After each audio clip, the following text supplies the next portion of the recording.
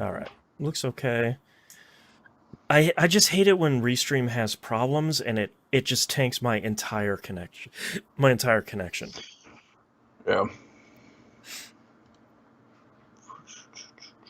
Okay. Let's retweet this stuff. Someone posted a picture of a giant cake. Love it. Nice, nice. That's the other thing. Ever since I've taken Twitter off my phone, I've gotten so far behind on tweets, Yeah. and I just don't even fucking care anymore. Yeah, I was about to say, like, I feel like that's probably largely a positive. Yeah. Not that there isn't people that I don't want to hear from, but Sure. there's actually been a couple of people that have reached out to me private message, and I'm like Hmm. 3, 4 days afterwards, just getting back to them. It's like, sorry, didn't see that. Sorry, I just not. Yeah. Yeah, I was thinking the other day because someone had mentioned Facebook, and I was like, God, I don't even know the last time I've logged into Facebook to look at anything, and that is Yeah. incredibly great. I I never truly used Facebook. I had an account, but I Yeah. never used it. And the only reason why my account is still active was because when I started dating my wife, she took over my Facebook because she didn't want one. I was like, well, fuck it, use mine. I don't care. Yeah. Yeah. And so now it's just, since we're married, it's become the family Facebook. I see. And That I makes don't sense. do anything. Every once in a while, I get an email from it. And even then, I went through and shut off all the notifications because, like, I don't care. Yeah, I would delete mine, but mine is hooked up to the TVGP page, which does moderately okay. And there's still like a couple of games every once in a while where they're like, "All right, if you want to save your progress, log in with your Facebook account." And it's like, "What the hell? What do you Screw It's that. 2020. What are you doing, man?" Hey, Dimebag. I get I get angry when things want me to log in with like Facebook or LinkedIn, and I'm like, no, where's Right. the regular login? Yeah. And well, then, like on iPhone, there's so many. Like every app should just be using your Apple account because it's sort of natively tied into your phone. And Yeah, if they don't offer that option, it's just sort of like, well, why are you? Why are we doing this? Like, what are you yeah. doing, man? What are you trying to take from my Facebook account? You know, give them the old squinty eyes, man. Okay. Are you ready to start the episode? I absolutely am. Fantastic. All right, Yep. starting in three, two, one. Welcome back to another episode of That Video Game Podcast. I'm your host, Boston, and joining me as always is the Nimp. Hello. Uh, Moon is off this week. Wait, he's out On on assignment. assignment. There Yeah, you go. He's out on assignment this week. he's getting them hot takes. That's right. Hopefully, he has a restful assignment, and we will hopefully see him next week. Uh, Patreon.com/E1M1, the ones are numbers, early access, behind the scenes audio, all that good stuff. Only $5 a month. Go get the early. We're like wrapping up season 6 of Critical Misses there, and I think the beginning of season 6 will start airing on Patreon here pretty soon. So go check that out. There's a brand new recap episode out now for Game Club where we talk about Life is Strange 2, which is the reason why I didn't really play anything this week, is because Life is Strange 2 turned out to be way longer than I thought it was going to be. Everyone's like, oh, every episode is like 2 hours. It's no big deal. I'm like 4.5 hours into every episode. It's like, please, please, this is so long. So go listen to that. Tons of spoilers. So if you haven't played it, our next game is Signs of the Sojourner. That's so if you don't want to listen through the entire thing or anything, that's gonna be our next game. I think that's on Game Pass, so you can go get I that for think it free. is too. That sounds familiar. Yeah, that's a game we know virtually nothing about, but part of Game Club is like, yeah, people seem to like this. Let's give it a shot. Why not? And it's short, apparently, which is great because I don't have any time at all. So go check that out. And I think that's it. So, Nimp, why don't you start us off with what you've been playing? Well, speaking of not having time and Game Pass, so they were running their special on, hey, pay us $1 for this month and you get it for free for a month, or for $1 for a month or whatever. I'm Sure. like, all right, cool, let's do that because, like I said, I'm shoulders deep into 3 or 4 games that are just way too long. So it's like I need a break and I need to experience something on the other side. Right. Thankfully, Moon mentioned that Deliver Us the Moon Right. was leaving Game Pass soon, which was Mm-hmm. one that I had my eye on. It's like, all right, cool. Let me hurry up and start playing that then. Said it was going to be super short. I'll knock this out. Yeah. And sure enough, it is. It's only about 6 hours, I think it took me to beat. 6 or Okay. 7 hours. It's not bad. So, knocked out all that stuff.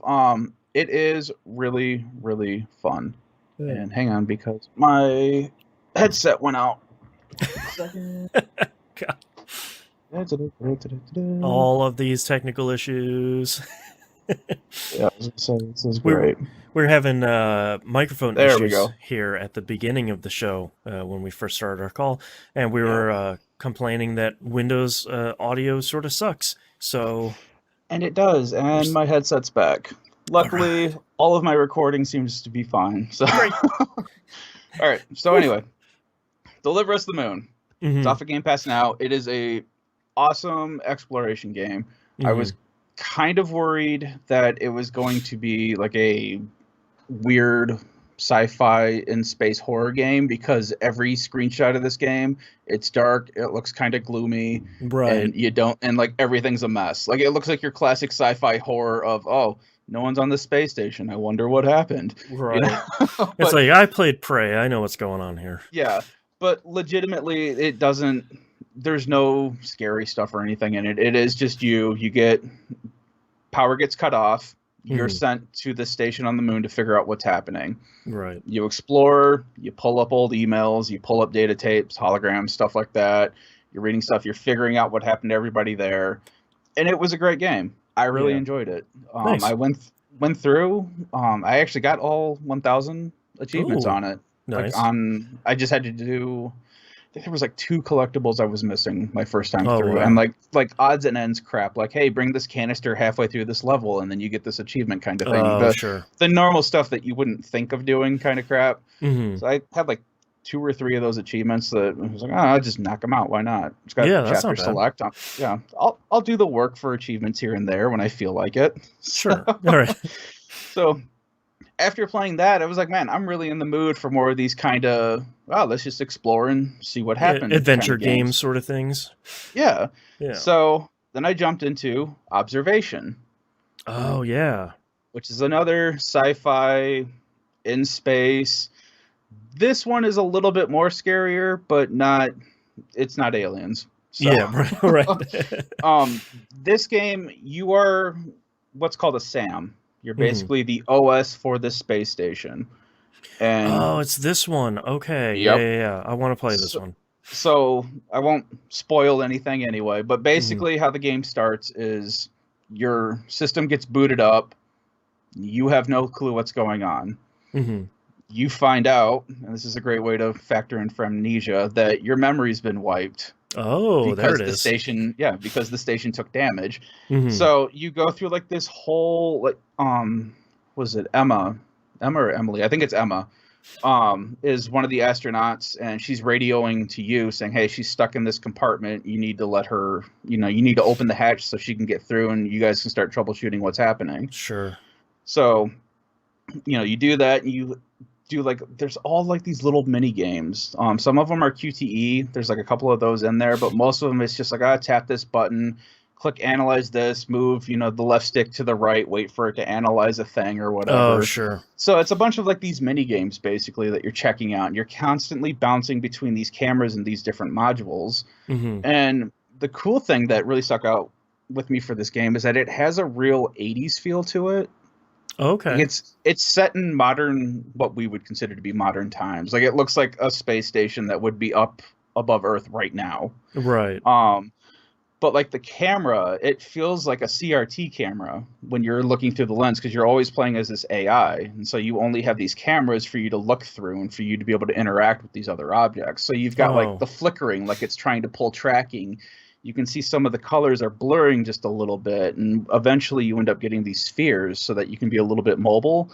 And every Mm. time you bump into something, it like loses tracking for a moment. And so you've got like That's the little cool. static bar, and it's like bouncing up and down and Yeah, waiting for it. that's Yeah. cool. So, and then some of the mini games that you're doing when you're scanning for stuff, it's like these old DOS boxes that it'll pull up, Mm-hmm. and you don't have to do a whole lot with them. And like I said, it's a bunch of little mini games, and it'll walk you through as you're scanning all these documents. It'll give you these things like, hey, this is how you quote unquote hack into a laptop, and it's just Mm. it randomly assigns these 3 letters, and you hit YBA, and oh, hey, you're into this laptop, and now you can pull the files out of it and stuff like Hacker that. So voice, I'm in. exactly. And you do like Emma will ask you random things like, hey, there's an alarm going on or going off. What's happening? And so you Mm-hmm. pull up your SAM OS and you go into your alarm section. And you see like, hey, there's this red box. You move over to it, you hold down the left trigger, and you can give a response. And when you give a response, a robot voice, your SAM voice, will pop up and speak like straight up robot, like there is an issue in cell D36, and Oh, go interesting. from there. So it's really cool. I really loved playing this game. It has like the technology, like I was saying, it feels 80s, like Aliens Mm. 80s. Like it's Right. rugged and rough, and everything is like the green wireframe, Yeah. mapping and stuff. Yep. And then it also gives like this Space Odyssey feel to it, Mm. which is yeah, it does, and it's really awesome. It's on Game Pass right now. Oh, I okay. don't think it's coming off anytime soon, Let but me I'm fire not. up my Game Pass app here. Yeah, Moon would be the one to ask about that. I don't know because he's the one telling me things. So Right. that was really cool. I think that one was another one where it was only like 6 to 7 hours to play through it. Mm-hmm. And I'm actually going back through it now because I'm missing one achievement. Oh, I'm sure. like, you know what? Screw it. Why not? It's just one achievement, and it wasn't that long to do it, and I can bypass a lot of the crap that I did before because I know what I'm doing now. Right. Whereas before, I'm like wandering around the station looking for stuff. And that's the other thing too is when you have the wire map up, you can choose what module to go into, Mm. and then you'll move. It has basically it's the wire mapping. You choose the specific module to go into, but before you select to go in there, there'll be like a little camera view in there, so you can kind of see what's in there already, Oh, okay. and then you can select to go in there, and then you usually always have 3, maybe more cameras that you can switch to, Mm-hmm. and then it does oops, and then it does the green wiring again as you're moving cameras throughout, and you're getting Right. different angles and stuff, and it just looks really cool. And once you get the sphere, off and on, you'll be able to just move throughout the station by yourself. You won't have to rely on the map or the cameras. Mm. And it's not that big of an area, but it's real easy to get lost because you're in space. There is Right. no up and down, left or right. It's just Right. whatever direction you're going in. So it's a little disorienting, but you can set waypoints for yourself, and it makes it Okay. a little bit easier to traverse that way. I've gotten turned around several times still, Right. but it's not that big, and after a while you kind of get used to where you're going. So but it was really fun. If you're looking for just something to kind of blow through and check out that's got an interesting story, I would Yeah. highly suggest observation. I'll have to I finally will get around to that. will also let you know that looking up stuff online for this game, type in observation video game, Right. Right. because observation Xbox or observation game or whatever gives you like a whole list of other crap that has nothing to do with this video game. So Right. specifically observation video game. Okay. From there, I moved on to Haven, Yeah. which is another Game Pass game. If you can see a theme for this Yeah. past couple years. Musum really liked this one. Yeah, I am really enjoying it as well. I've only spent, I think I'm like 4 or 5 hours into it. I haven't been able to do a whole lot with it, but the intro for this was really cool because it was basically like all these watercolors, and it's like all these scenes and all these characters and stuff, and they do it all in watercolor, and it's all animated and stuff. But it was interesting to watch that to begin with. But the game starts out where you are this couple who has run away from something, and you don't exactly know what. That as the Mm. player, you don't know what, but it becomes fairly apparent that they went through hell to get to where they're at now. Mm. they don't even know where they're at now. Oh, So okay. it's like everything's a mystery. Everything's great. It's like, all right, so you slowly start to learn, okay, these two, this is their ship. This is what they need to power this ship. So let's go explore, check these things out. Oh, hey, look, there's like these monster things here that aren't really monsters. It's just like a lizard with mushrooms on its back. Okay. The first time I encountered one of those, I was like, oh, hey, this is probably something I'll have to fight. Nope. I walk up to it, cutscene happens, they're all friendly with it, and they start to pet it and stuff. I'm like, oh, I guess I'm not going to be fighting this thing. Right. Then I continue on with my day because this is supposed to be an RPG. So I was like, all right, well, I guess I'll keep going until I find something else to fight. Right. That didn't happen for a while, which is fine. Sure, yeah. But basically, as you're exploring these islands, you're stuck. Your ship is on this planet it looks like it's falling apart. Where pieces of it are floating above the actual planet and stuff like that. So you're actually on these floating islands, and you're jumping from island to island, and you're just kind of exploring and investigating. And initially, you're out looking for food. So you start looking for these nuts, anything that's edible, stuff like that. And when you bring it back, you can make food in your ship, which will then increase your health, or it will heal you, and it will increase your companionship. Your companionship is basically your level. You don't actually level up in this game, and both your characters share their companionship because they're in a relationship. Right. So that's kind of like the whole theme of this game. Interesting. So one of them does well, they both do well. Hey, works out. Right. Once I did eventually get into fighting, it was real interesting because it doesn't automatically bring up your options for what you can do. Okay. It's just you standing there, and I didn't realize until I started getting attacked. I'm like, well, what am I supposed to be doing here? And then I hit we're fighting. Oh no. Yeah, exactly. I hit a button, and then I realized, oh, okay, I had to kind of start this for me to be able to see that I can start attacking and stuff like that. I see. And what happens is you can choose to play as the male or female, and you can switch back and forth. So whoever you're maining as at the time will be on the left side of the screen, and your partner will be the right side of the screen. And how that translates into battle is that whoever's on the right side of the screen is the right facing face buttons on the controller. Your partner on the left is the left D-pad on the controller. Okay, interesting. And what you do is to attack initially, you have to hold down, let's say you hold down right on the D-pad for your left partner. You have to wait for this bar. It'll say, I think for him, it's brace is the attack. You have to wait for that bar to fill, and then you let that go, and then he will go and attack. Okay. And then you do the same thing with her. And you can do them at the same time, or you can do them offset or whatever. But you have two attacks, basically. One is impact and one is brace. And impact is basically they run up and they punch it.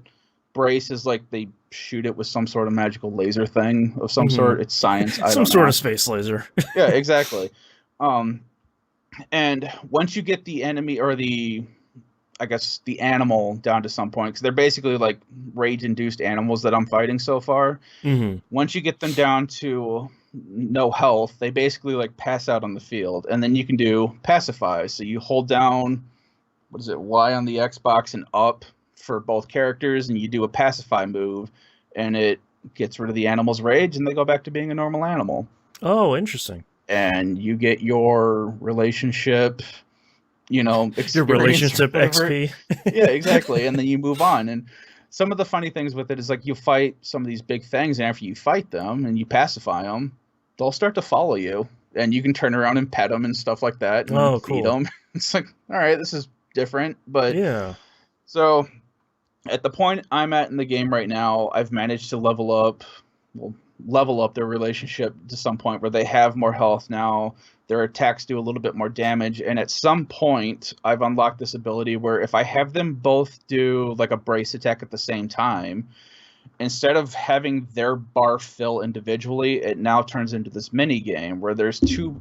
Damn, I keep hitting my mic. There's these two bars that'll fill up on screen. And while those are filling up, there's a circle in the middle that's rotating that has these two arrows. And once those arrows are next to those bars and those bars are filled, if you let go at the same time, they will do their attack at the same time and it will do more damage. Oh, And interesting. if Okay. you don't do it correctly, I think it's considered a miss, and they won't do Mm. anything. Huh. So it's got some interesting mechanics that I am still figuring out and getting. There's also some fun relationship stuff where you can have them communicate with each other, and you'll learn more about them. And you, at the point I'm at now, you actually learn about what they were running away from and what they Oh, had to okay. do so far to get away from that. That's a pretty interesting story. And then you just kind of run into like these other weird little details, like I left my controller alone so that I could go do something real quick, and I come back and the characters are hugging. Oh, And interesting. it turns out that if one character has more HP than the other character, while they are hugging, they will heal the lower character to the same HP that the other character's at. Oh, And it sure. does it for free, and you get an Oh, achievement wow. for that, apparently. Uh, there's also other stuff where if you leave them alone, like I now have one of those mushroom lizard things decided to move over to the rock island that I'm on, that their ship Hmm. is on. So now that lives there with me. That's cool. And if I leave them alone for a bit and the lizard shows up, they'll just start petting the lizard by themselves. And That's fun. so, yeah, it's cool. And they get into like random relationship fights and Sure. stuff. Yeah, right now they're both competing. Because you can switch back and forth between the characters, right now they're trying to compete with each other about who can find the most seeds for plants. Okay. And I realized that I'm playing as the male character right now. He's found 3 seeds so far, and every time he finds more seeds, he keeps rubbing it into his partner's face about it. So it's like, all right, whatever. I'll switch over to her. And so I Hmm. switched over to the female character, and now she's starting to find more seeds, and now he's starting to get more nervous that she's catching up to him. And it's like this That's weird give great. and take that you would find in a relationship. So it's Yeah. pretty fun. I'm enjoying it. Hopefully, from what I had seen, it's supposed to be like a 15 to 20 hour Oh, game, wow. so Okay. it's not very long either. I was like, oh, Yeah. cool. I can go for all these short games. Why not? Yeah. So I'll keep heading out with that thing. But yeah, it's real fun and interesting. I'm really liking it so Yeah. far. I got to check that out too. Moving on from that, I played like a very, very little bit of Outriders. Mm. This game is not really catching me at all. Yeah. It's not clicking with you. Yeah, I don't know why. I have fun with it, Sure. but it's one of those things where it feels like a chore to start it, and then I'll get into it and I'll play it. I'm like, oh, that was fun, but in the back of my head, I'm like, I could be playing something else. Well, like what I keep firing it up, and I keep saying like, all right, I'm gonna sit down. I'm gonna finally get through the tutorial, and like this is the dumbest thing, but this is where my brain is at right now. I fire it up, and it says like connecting, and then it says signed in, and then it just spins and spins and spins for like 2 minutes, and I'm like, okay, cool. Like, are we doing anything? And like, by the time it gets to the main menu, I'm like, I'm okay. Like, it's just Yeah, that where my brain is at right now. and I don't know what the connection issue is. Yeah. I have really good internet here, and I have really good internet at work when I've brought my Xbox to work. Right. Like, I have like super high end enterprise tier Yeah. Yeah. internet where it'll Business blow your stuff. mind. Yeah. Yeah. Um, and it's like the same weight, no matter if I'm Right. at home or I'm at work. It's like I don't get. All you're doing is you're verifying that I have an account and you're syncing Right. it. Like And what the? also, it begs a question for a game that's largely offline and is not a live service game. Why do we have to do this? Like, why don't you do the connection stuff if I say, hey, I want to go play online or I want to go join a random party? Why don't you do the connection stuff then? Because that Yeah. seems like I shouldn't. If I know I'm going to play it like 99% of the time solo, and it's not like a Destiny thing where I'm going to go to the camp and there's going to be a bunch of random people there, like, I shouldn't need to connect. Yeah. But I don't know. Like It's fine. I was gonna say, it's a fine game. Yeah. I don't have any real issues with it. It's just not grabbing me. Yeah. But I know a lot of people out there really enjoying it. Good for them. That's great. Yeah. Have And fun with it. maybe you'll feel like a loot game here in a couple of months and you'll be like, "Oh yeah, Outriders. All right. Yeah. Let's dive back in." Well, and the weird, like I keep getting Anthem vibes from this game, and I Yeah. don't know what. Like I keep feeling I should have a jetpack here, and I don't, Right. and I Why don't can't know I why. fly? But the last game that I played outside of all of this was Forza Horizon 4. Yeah. I just started that this week for the first time, and I'm going to say starting out that I have a lot of you in our community as my friends, Hmm. and your drivatars are horrible people. I don't. So the funny part is, like, I feel like I try to race uh like a good neighbor. I try and not like, yeah, all right, here's the first turn, I'm just gonna like bump into everybody. I feel like it just kind of turns up the jerk level on every drivatar for your friends. I think it does too, but because the first race that I did, like I was doing great, Hmm. and we get to one of the turns, and all of a sudden I got Maximus Prime ramming into me. I got Musum trying to do a pit turn on me. Right. Harlow's like all of a sudden brake checking me and puts me into a wall, and I'm like, what is going on? I just want to finish my first race, come on. um, yeah, yeah, I always just assume that there's this weird aggressive thing that they do with the drivatars Yep. anyway. Yep. Because I have to assume that mine drives the same exact way, even though I don't. Like I keep getting all the clean racing things, Right. and I definitely don't try to tap people because I just enjoy being in front of everybody and Hmm. just leaving everyone in my dust, which that's the other thing. This game keeps telling me I need to keep turning up the difficulty, and I think I've turned it up like 2 or 3 times. Hmm. And it's like every time I win a race, it's like, oh, that seems too easy. You should turn it up more. And I'm like, no, man. Yeah, I It's keep like telling it no. Like, I'm having fun winning. Like, that's I don't care if I'm lapping people. Like, I'm having a good time here. yeah, it's like I've already done it 2 or 3 times now. I don't need this to be professional grade where Right. like my guy is in a Santa suit for crying out loud. I'm not taking this Right. seriously. Yeah, give him ABS brakes. Like, leave him Yeah. alone.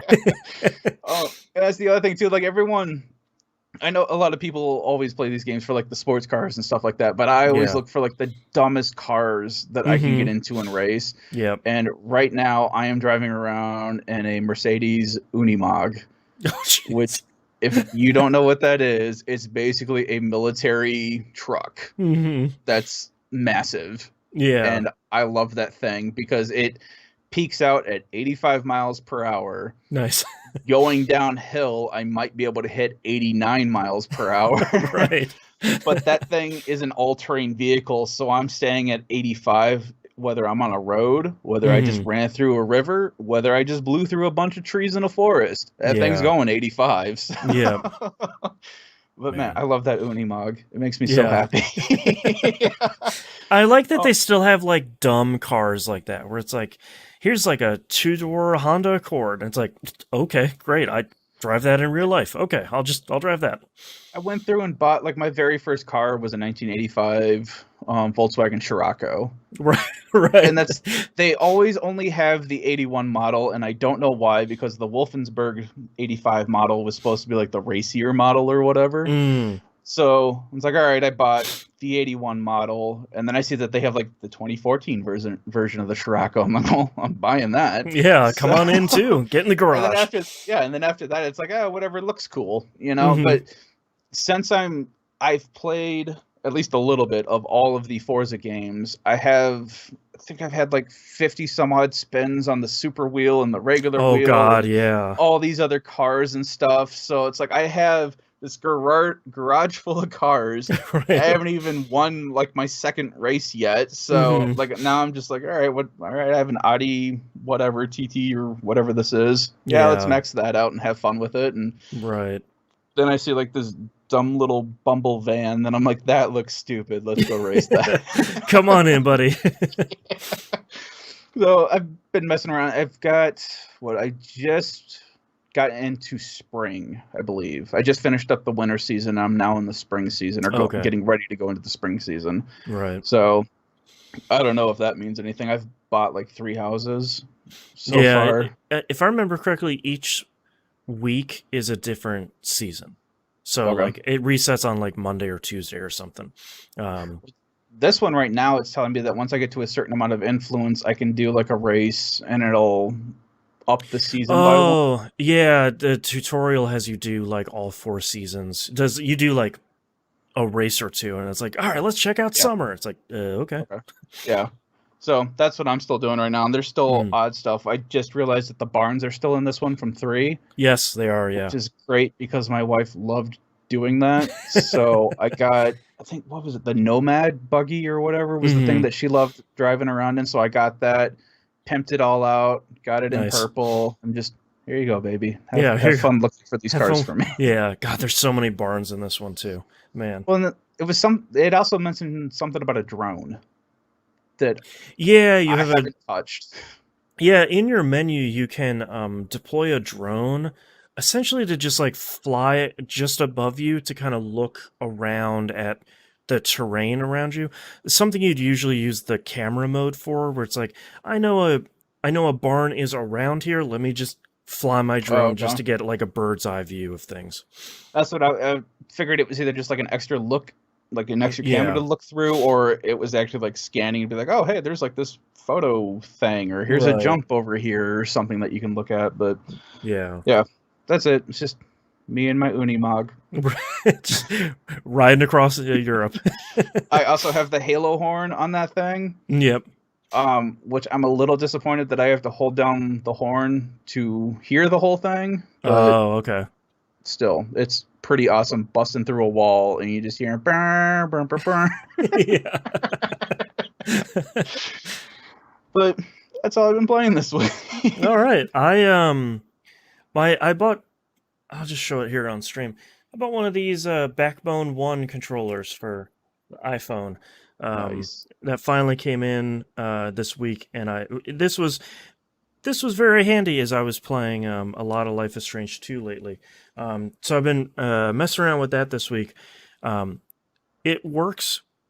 It's really great because as soon as you put your phone in there, it just acts as a controller for anything that supports controllers. So any games that support controllers just supports it natively, and it supports Xbox Remote Play, PlayStation Remote Play, and the Moonlight PC streaming app I use supports all of those natively. Nice. Um, Is it Bluetooth connect or? no, it actually, I don't know if you can see it right here. It has a lightning connection right here. Oh, okay.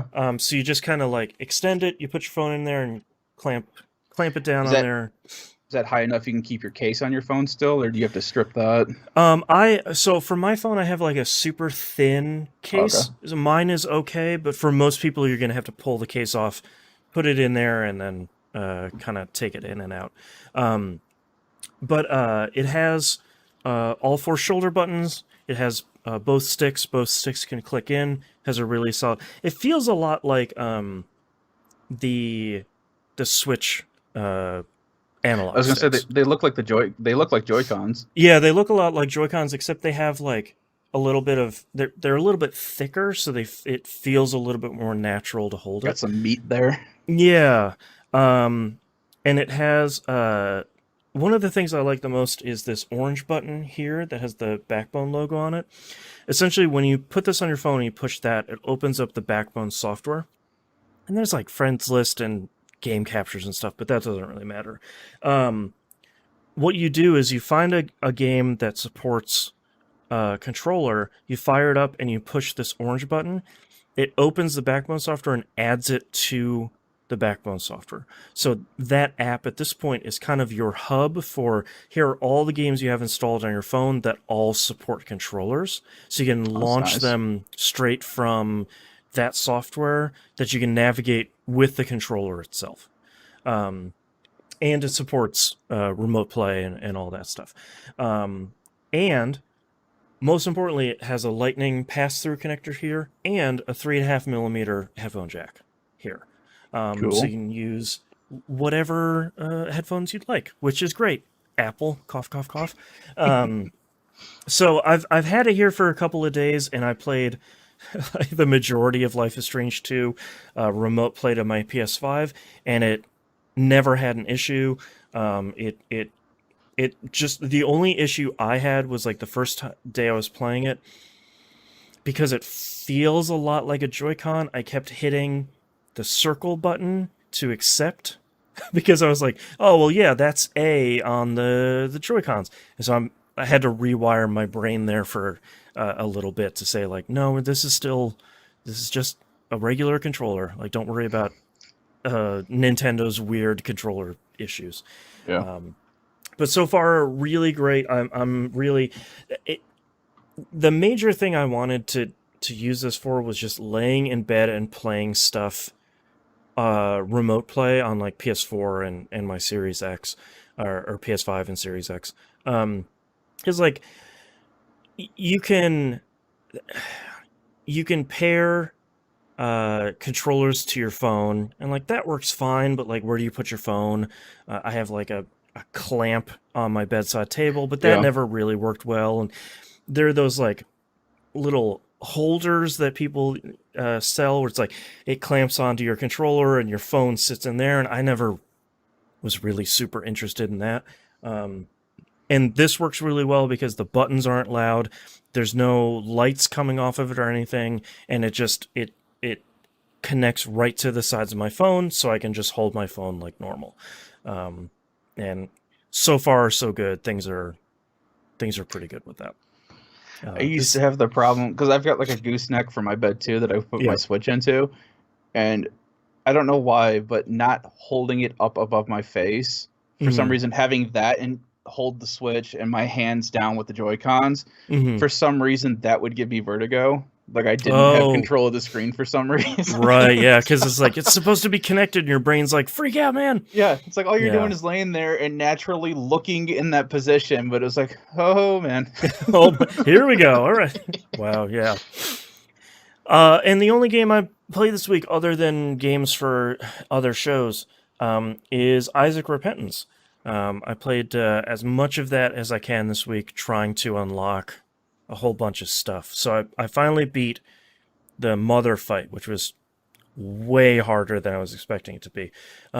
Which means I've now unlocked the true ending to Isaac. So since Moon's out on assignment this week, we can talk spoilers. Because I haven't really wanted to spoil it for him. So this is my last game here in my list. So if you don't want to have these spoilers, just kind of scoot through until you hear the music.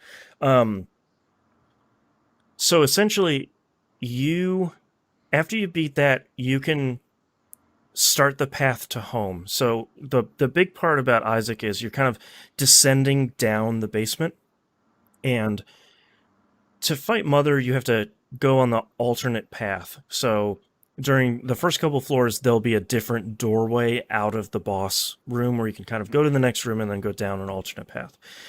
You go down, you do a bunch of stuff, you fight Mother. And then on future runs, you go down 5 floors until you get to the mom fight. And a new door shows up. And essentially you have to beat Mom, and it presents you with the standard items, which is the negative and the Polaroid.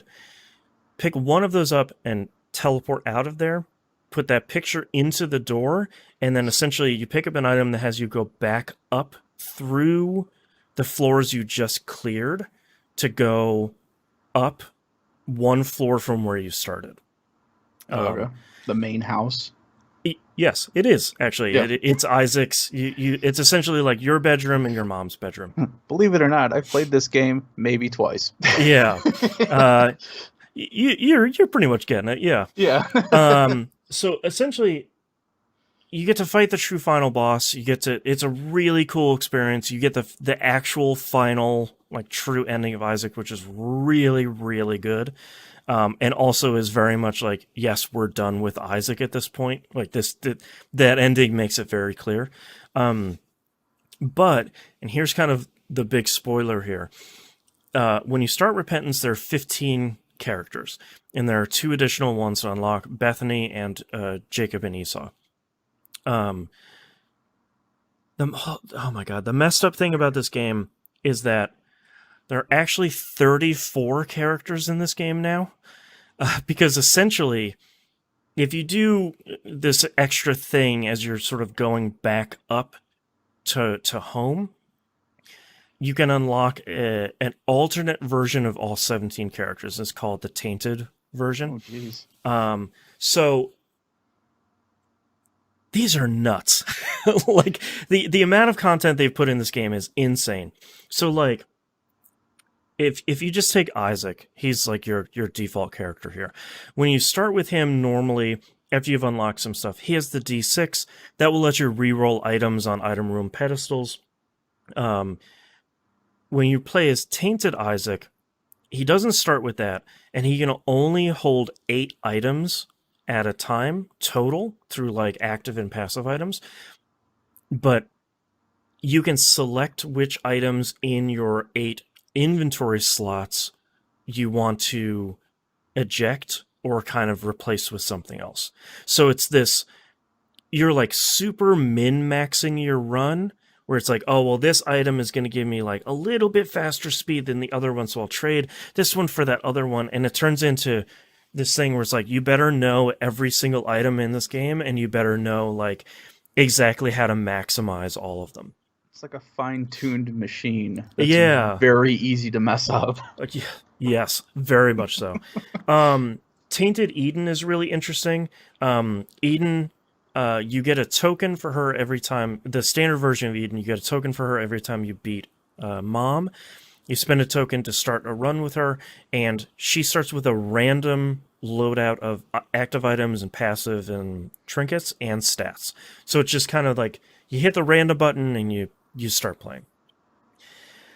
The thing with Tainted Eden is every time you get hit, it re-rolls your entire run. So all of your items and all of your stats get changed up. So if you find a really great combination, that's cool. You just got to play really, really well to not get hit. And the craziest one I've run into so far, I've unlocked, I think, 12 of them at this point. Some of them are real rough to do the unlocking process. The craziest one so far has been Tainted Cain. Cain normally is just kind of another character to play as. There's nothing really unique about him. Tainted Cain starts off with a permanent active item called the Bag of Holding, and it has 8 slots in it, and when you use the bag and you like swipe at a consumable item, it picks it up and puts it in the bag. When you have 8 of them, you can then combine them into an item, either like an active item, a passive item, or something like that. So you're scooping up a bunch of stuff to try to like Minecraft combine a bunch of items into the right combination of things to get you something really great. And it's really crazy because instead of scooping up all these consumables, which you'd normally do, you're trying to like min-max, like, okay, what if I get 4 keys and 4 bombs together? What does that make? And it's like, oh, okay, cool, that makes this thing. But what if I get 8 red hearts together all at once? What does that make? Oh, it makes this thing. Okay, cool. So you're kind of like experimenting it and learning more recipes to try and remember the ones that are the strongest. And it's so nuts that there's so much stuff in this game like this that's just like, yeah, there's it the way it was sold was, it's Binding of Isaac, and there's like more bosses and more enemies, and there's an alt path, from the mod that they turned this expansion into. And then you kind of like, you unlock one thing and you're like, oh no, there's a lot of stuff in here. And each of the tainted characters also has a post-it note to fill out. So you have to go back through as those characters and beat every boss on every path and do all of the difficult stuff that you've done before. And all of those characters have unlockables that they unlock by progressing on their post-it note. So it's like, jeez. Oh, cool. So now you've essentially doubled the amount of content in this game for like $15. Okay, like cool. Bars within bars within bar. 100%. And it's just like, man, the more stuff I unlock in this game, the more that it's like, yeah, you guys have been working on this hard for like the 4 years you've been working on this. Like you've taken a game that already had too much content in it, and you put like way more content in it, and all of it is really good. And then all the existing content that was in there, they've massaged and nerfed and buffed a whole bunch of stuff that were problems to kind of make it really, really, really solid. God, this game is so good. And it's just like every time I unlock something new, it's just like, oh no, I'm going to be playing this game forever to see everything I can see on just this one save file. Nevertheless, the other 2 save files that I could potentially do the same thing on. So, Jeez. oh boy, yeah. Did they? I don't ever hear you guys talk about it. But did they ever do anything more with the co-op stuff? Because what were those? The Yeah. babies or whatever? So here's the interesting thing. The baby system is still there. So the second player can play as a baby that kind of follows characters around, and they don't really have any health. They can't pick up any items, but they can do a little bit of damage and stuff like that. This version now has true co-op. So the second person can either play as a baby or play as one of the 17 characters that's different from one of the 34 characters that one of the other characters, the other player can play as one of the other 34 characters as well. So it does have actual, like, you can share some stats, you can share pickups, if I remember correctly, but it is a lot of like, you have your character, I have my character, they're distinct, separate characters that we're both playing at at the same time. And from what I hear, it works really, really well. You can do it. There's no official online support. It's either the 2 of you are playing on the same computer, or you're playing with what's the Steam remote play? The Steam Link? No, not Play Anywhere. Steam with friends or something like that, like where you can play games together that don't support online multiplayer, but both of you own it on Steam. Yeah. Whatever that's called. They have they support that. So even if there's no like quote unquote online multiplayer, but they've kind of fashioned it. Yeah, yeah. They've fashioned it around that system, so if both of you own it, you can both play together using that system. So I've the Isaac YouTuber I watch, Northern Lion, just put up a video the other day where he and one of his friends play the co-op, and I haven't had a chance to watch it yet. But from everything I've heard, it works really, really, really well. So I'm super happy that works well. I was gonna say, does it turn it into a super bullet hell when there's a second character in there now, where it's just a screen of just things coming at you? I don't think so. From what I understand, they actually don't add any enemies to that mode. You're playing the standard game now just with 2 people. Okay. So I have to assume it would probably be easier, which would be probably kind of a blessing in and of itself. Because Repentance is pretty difficult. Not insurmountably so, but it is much more challenging than it used to be. But yeah, I have been playing Isaac for 7 years now, I think, and the more I keep unlocking with this, it's just like, yeah, I'm going to be playing this version of Isaac for a really long time now, which is very, very, very exciting. And I really hope they're talking about bringing this version to consoles here by fall, I think. I think the Xbox version will come out a little bit after that. So it will, hopefully people that bought it on Switch and PS4 will be able to scoop it up here pretty soon, because it's really, really good. So, and I think this will be finally the version that, like, I know the PS5 and the Switch will have like a Repentance Complete collection. So I think at that point, if anyone has ever been interested in Isaac, it's like, all right, this is for real, like Isaac 1.9, like this is the complete thing until he starts on Isaac 2. So if you ever wanted to start Isaac, this is the whole thing that you can just buy and start on, and then say goodbye to like 2,000 hours. But that's all I've been playing this week. So let's take a break. Some water here. Yeah. Refreshing. My brother and his wife just had their second kid. Nice. Everybody seems to be good. 8 pounds, 12 ounces, and 21.5 inches long. Nice. That feels scary as hell, having a baby in the middle of all this bullshit right now. Yeah, that seems. I'm assuming they're in a hospital. Yeah. Yeah. I think he sent a message this morning that was like, "All right, we're going to the hospital. See you guys in a couple hours." It's Yeah. like, okay, good luck, I mean, Godspeed. yeah, whatever anyone wants to do, whatever. But it would just, I don't know, that's like an extra layer of fucking stress right there, being in the Yeah, hospital in the exactly. middle of a pandemic. Yeah, I have to. The only thing I think that would give me a little bit of uh, comfort would be like we've been under quarantine for now almost 14 months, so like medical professionals, especially like in delivery, like I Oh yeah, bet they have this down pat. Um, I would hope at the very least.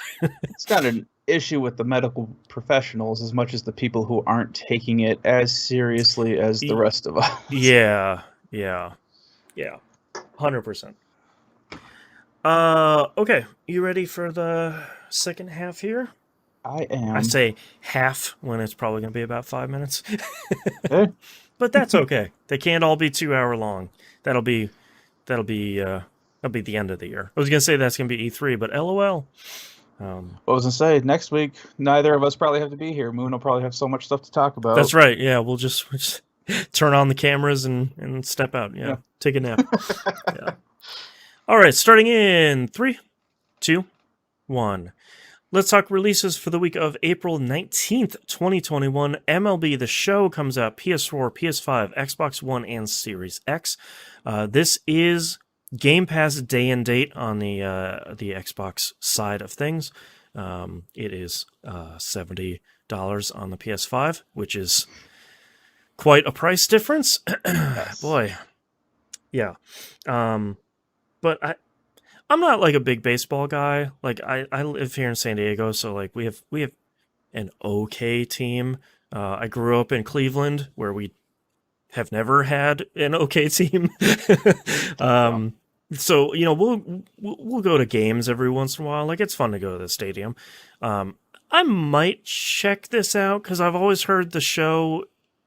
The games are really good, but I know I'll never play enough to justify the cost.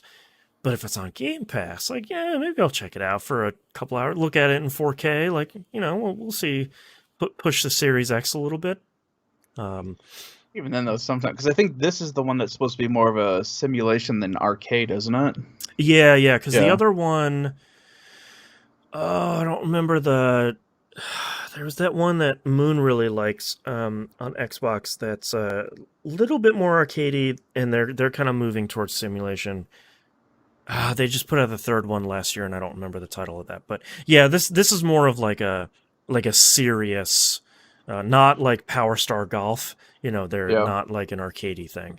That's Um, probably going to be my issue, is because you get that like full window HUD display of everything, and it's like, I mhm. don't know what any of this means. I keep hitting X, and it looks like Right, he's throwing a fast pitch. I don't right. know. Yeah, like can you just pitch for me? Like I just want to hit the ball. Like that's all I'm interested in. Where's the Um, button that they just play? yeah, exactly. I think you're looking for Baseball Manager 2021. Like that's more of my speed. Like spreadsheets, hell yeah. Um, And all the other releases this week are the games we talked about last week because I got my weeks mixed up. Boy. So yeah, like the near game and all those other ones actually come out this week. Boy. News stories. Nintendo had a sort of a sudden April Indie World Showcase where they showed off a whole bunch of games. I pulled out three notable ones here. I am very excited for Oxenfree 2 Lost Signals, set 5 years after the original, sort of on the same island. I'm a super sucker for the original Oxenfree, and they showed off a lot of stuff in this trailer that's like, yeah, man, all right, I'm back. When can I pre-order? Let's do this. Let's go. Um, so I think at the moment it's only PC and Switch, but I fully expect that to get announced here pretty soon for all the other stuff. Oh man, that looks really good. Just oh man, get me that spooky stuff again. Let's do it. They announced Teenage Mutant Ninja Turtles Shredder's Revenge. for Switch. They had announced this a couple weeks ago. I think it's .emu and someone else is working on it. It's very much like, hey, we're making a brand new like side-scrolling Ninja Turtles arcade game sequel, essentially. And it looks really, really great. And during this video, they said, "Oh yeah, of course, it's also coming to Switch." And it's like, "Oh, okay, cool." Because they announced it, and everyone's like, "Where's the Switch version?" And they're like, "I don't what? I don't. That's crazy. It's a Switch. You're funny." And this is why. It's funny because it would be funny to find out that this is what pushes the Switch over the cliff, considering these graphics look like the early '90s arcade graphics. Yep. So yeah, but yeah, it's really fun. My son and daughter are super hyped for this game. Yeah, it should be a lot of fun, I think. And lastly, Ollie Ollie World got announced. They're sort of moving it from the 2D side-scrolling thing to 2.5D. So you can kind of like turn corners even though it's 2D, with some branching paths and a bunch of characters to interact with. So it looks like there's like story elements in an Ollie Ollie game, which is cool, interesting. I don't. Maybe this will be the one that clicks with me. The other two haven't because they're hard, and I apparently did not want to put the time into getting better at them. But maybe this one will do it. The only other news story this week that was of any import was Square Enix shoots down acquisition rumors. Bloomberg Japan came out this week and was like, "Hey man, Square Enix is looking to sell," and everyone was like, "What? Why? What? When? Like, what are they in trouble somehow?" And then everybody's like, "Microsoft's looking to buy Square Enix." It's like, well, of course they would if they were on sale, but like, also, why would? And Square Enix put out a statement this week that's like, "No, we are not interested in selling to anyone ever, and we're not looking for anyone to buy us. Don't even offer. Yeah. There's no amount of money." Stop it. That's crazy. We're still rolling in that FF11 money, for crying out loud. Yeah, and let FF15 money. And, yeah, Final Fantasy VII Remake. Like, I just... The number of games they put out themselves and that NX puts out and that, like, all their publishing, like, Hitman 3 is doing super well. Yeah. Like, the Life is Strange series is doing super well. Like, Outriders. Yeah, Outriders. Like, I'm not particularly a fan of right now, but people seem to be enjoying it. So. Yeah, it's raking in the cash, and it's on Game Pass. So, like, it's one of those rumors that's like, oh yeah, Square Enix is looking to sell. It's like they are like one of the few giant companies that is in no trouble. That'd be like 2K saying like, yeah, we're looking for a buyer. It's like, why? Like, you got that GTA 5 online money. Like, you're making more money. You should be buying people. Like, Square Enix should be buying more companies. Like, that's crazy. You're crazy. But it would be really funny to see if they were legitimately going to sell, how much money Microsoft would have to pony up for Square Enix to entertain that purchase. Yeah, I couldn't. God, because they right now they're at their height of their game. Mm-hmm. So it's like Microsoft would have to come at them with so much stupid money, billions of dollars. Like, yeah, that I don't even think it would. Like, what was the BioWare? That was the Bethesda billion. One, or I'm sorry, Bethesda was like 1.2 billion, I think it was, but they got like 15 companies with that, I think. So like that seemed like a pretty good get for them. Yeah, but like, think of all the IPs that they get with Square Enix and that Japanese market. I mean, and Square knows this. Mm-hmm. So yeah, no. God, well, I would be surprised too if I can guarantee Microsoft is really trying to get some Japanese companies, developers under their wing, because I'm sure they still want to crack any part of that market. But like, I wonder how much in a hypothetical sort of shadow world, I feel like Square Enix wouldn't want to sell to Microsoft, because I feel like, not that would damage their brand, but I feel like a lot of people would be like, oh, Microsoft bought like a JRPG company. Like, Yeah. what did they know? They didn't even make a second Lost Odyssey. Like, what are you doing? So I feel like that wouldn't.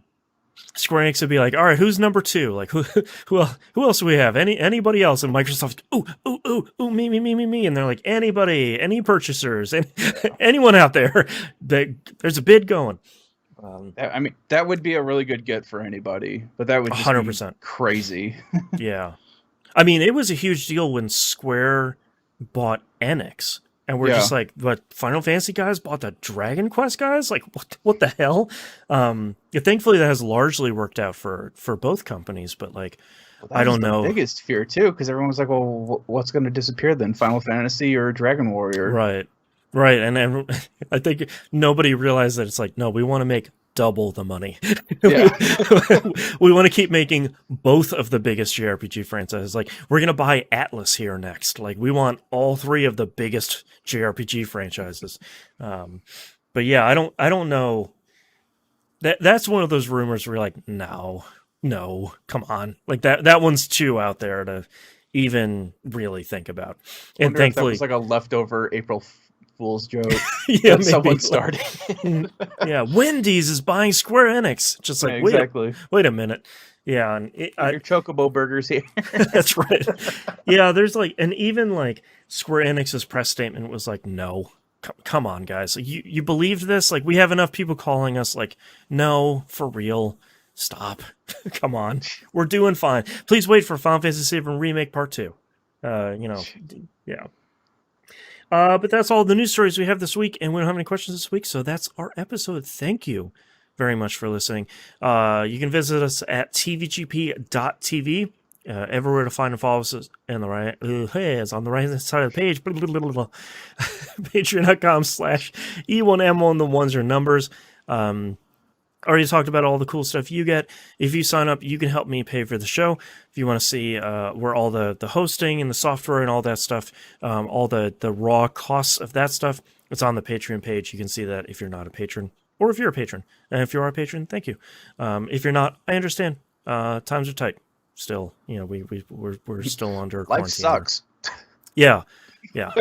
Life sucks, and if you got $5 a month to spare, we put out a lot of audio on that like every week. So there's just and Outcast is usually a fun time because we get to talk about everything else that's going on. Like last week, we talked about home improvement and the woes of doing that. And this week we talk about fatherhood. Because why not? Yeah. We go where the conversation takes us. Yeah. So patreon.com/E1M1. And I think that's really it. So we'll see you all next week. Bye. Bye. Oh, man. That was almost a bad mistake. I had the stupid little Skype window up as well as the main window, and I almost hit the red X on that one to close that to go back to the main, which would have ended the phone call. Boodaloop. And it's like, all right. So I guess fun recording. MIMP's over. All right, I guess. Bye. All right, hit me with your titles. I have very few titles. I have Race Like a Good Neighbor. Me and my Unimog. I keep going back and forth between Uni and Uni. And 17, 34 characters. Me and my, I guess Unimog? I don't know. I have Out on Assignment, Observation Video Game, The Jerk Level, and then I have Race Like a Good Neighbor and Me and my Unimog. None of these are really jumping out to me. Nope. I think Observation Video Game is funny, but I'm not sure how good of a title that is. I like Out on Assignment. Yeah. Yeah, I can go for either one of those. Let's do Out on Assignment. I feel like that one's probably the strongest of all of these. I just like not feeling any of these this week. Like they're all good, like not to throw shade. But. It's just been a weird off week. Yeah, I've felt off all week, and I just Guess what, listeners? Every day feels like an off week. that's right. I just also realized that like your name isn't even on the live stream here. Really? No, yeah, it's not. Boop, Oh boop, well. boop, boop, boop. There we go. Get it for the last 45 seconds of this show. Special guest They know host. who you are. Yeah, Unknown. that's right. My little pillow from Christmas has got you covered. Oh, there you go. Yeah. Yeah. Yep. Dimebag says you need an anime TVGP.